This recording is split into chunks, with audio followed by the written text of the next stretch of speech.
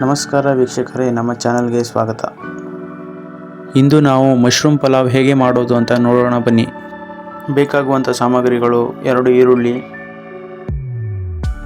2 tomato, ಸ್ವಲ್ಪ ಪುದೀನ, ಸ್ವಲ್ಪ ಕೊತ್ತಂಬರಿ ಸೊಪ್ಪು ಮತ್ತು ಚಿಕ್ಕ ಶುಂಠಿ.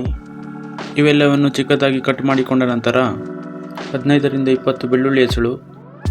ಇಲ್ಲಿ ನಾನು 250 ಗ್ರಾಮ್ಸ್ ಮಶ್ರೂಮನ್ನು ಚೆನ್ನಾಗಿ ತೊಳೆದುಕೊಂಡು ಕಟ್ ಮಾಡಿಕೊಂಡಿದ್ದೇನೆ.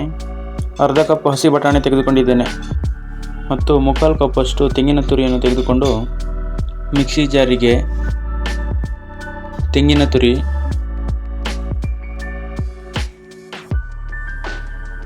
ಬೆಳ್ಳುಳ್ಳಿ ಹೆಸಳು, ಶುಂಠಿ, ಕೊತ್ತಂಬರಿ ಸೊಪ್ಪು ಮತ್ತು ಪುದೀನ ಸೊಪ್ಪು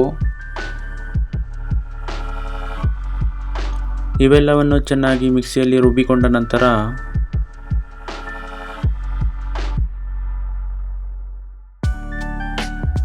ಒಗ್ಗರಣೆಗೆ 2 ಸ್ಪೂನ್ ಸೋಂಪು ಕಾಳು,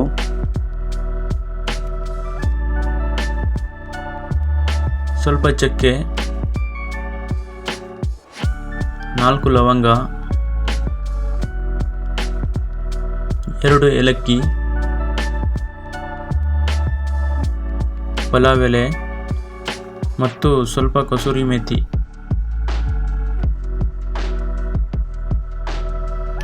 ಇಲ್ಲಿ ಸೋನಾ ಮಸೂರಿ ಮತ್ತು ಬಾಸುಮತಿ ಅಕ್ಕಿ ಸೇರಿ 1 ಲೋಟ. ಸ್ಟವ್ ಆನ್ ಮಾಡಿ ಒಂದು ಕುಕ್ಕರಿಗೆ ಸ್ವಲ್ಪ ಅಡಿಗೆ ಎಣ್ಣೆ, 1 ಸ್ಪೂನ್ ತುಪ್ಪ,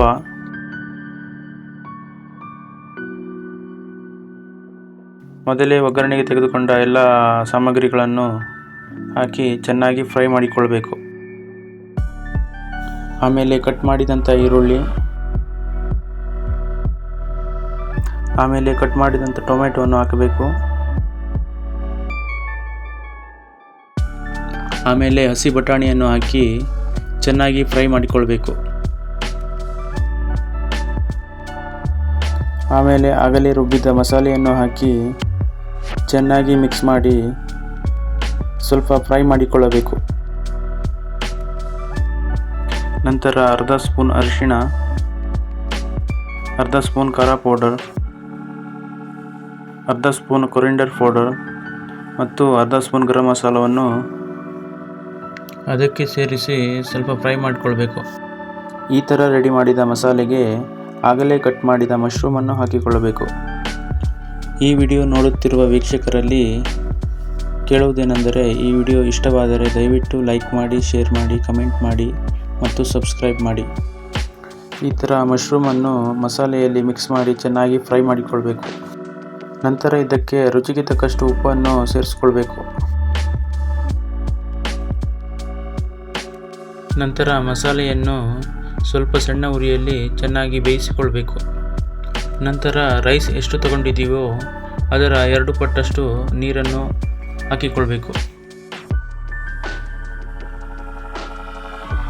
ಈ ಥರ ಚೆನ್ನಾಗಿ ಮಸಾಲೆ ಕುದಿಯುತ್ತಿರುವಾಗ ರೈಸ್ ಹಾಕಬೇಕು.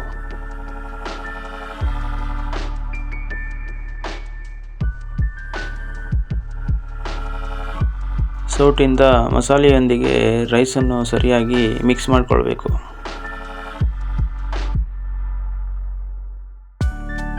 ನಂತರ ಹುಳಿಗೆ 1/4 ಭಾಗದಷ್ಟು ಲಿಂಬೆಹಣ್ಣಿನ ರಸವನ್ನು ಸೇರಿಸಬೇಕು. ಈ ಥರ ಮಸಾಲೆಯಲ್ಲಿ ರೈಸನ್ನು ಸರಿಯಾಗಿ ಮಿಕ್ಸ್ ಮಾಡಿಕೊಳ್ಬೇಕು. ನಂತರ ಕುಕ್ಕರ್ ಮುಚ್ಚಳವನ್ನು ಹಾಕಿ 2 ರಿಂದ 3 ವಿಸಿಲ್ ತನಕ ಬೇಯಿಸಿಕೊಂಡರೆ ಮಶ್ರೂಮ್ ಪಲಾವ್ ರೆಡಿಯಾಗುತ್ತದೆ. ನೋಡಿ, ಈಗ ಸ್ವಾದಿಷ್ಟಕರವಾದ ಮಶ್ರೂಮ್ ಪಲಾವ್ ರೆಡಿಯಾಗಿದೆ.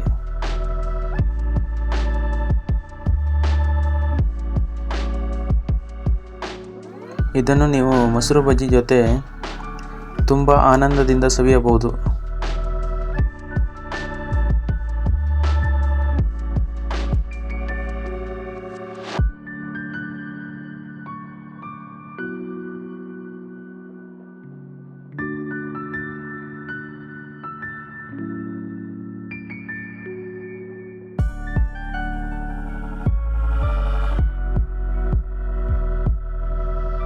ಈ ರೆಸಿಪಿ ಮಾಡುವ ವಿಧಾನ ನಿಮಗೆ ಇಷ್ಟವಾದಲ್ಲಿ ದಯವಿಟ್ಟು ಚಾನಲ್ಗೆ ಲೈಕ್ ಮಾಡಿ, ಶೇರ್ ಮಾಡಿ ಮತ್ತು ಸಬ್ಸ್ಕ್ರೈಬ್ ಮಾಡಿ.